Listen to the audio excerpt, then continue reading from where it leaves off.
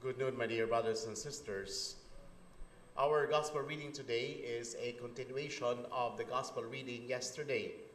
Yesterday's gospel reading talks about that Jesus was appointing the 12 apostles and they were sent to mission. In our gospel reading today, Jesus continues to give his instructions to his apostles what they shall do during their mission when they proclaim the word of God. And the instruction involves saying, whoever will not receive you or listen to your words, go out that house or town and shake the dust from your feet. It is said that when the apostles would preach the word of God, they will not impose.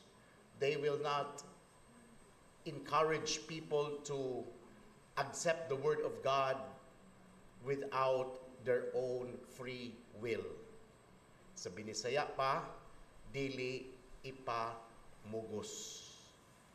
Dili mamugos ang Ginoo kung kita musunod or dili niya.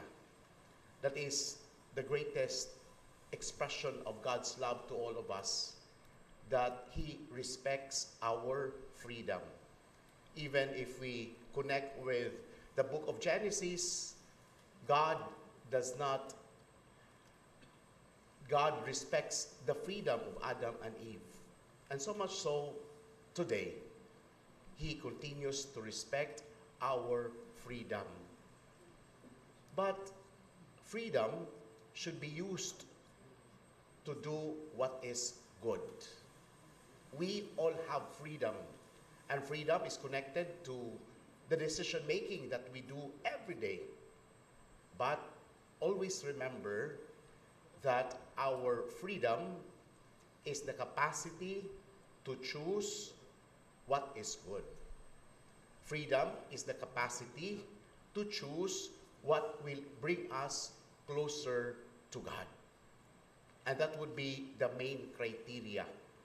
When you are confronted with decision making, when you are confronted at the crossroads of our lives, when we are confused what to do, choose the path that will bring us closer to God. A path that will bring us to heaven. Sa Binisaya pa, maglibo ganita, kung sa'y atong pilion, ang pangutana o ang dictate sa atong konsensya, unsa may desisyon nga makapalangit nato.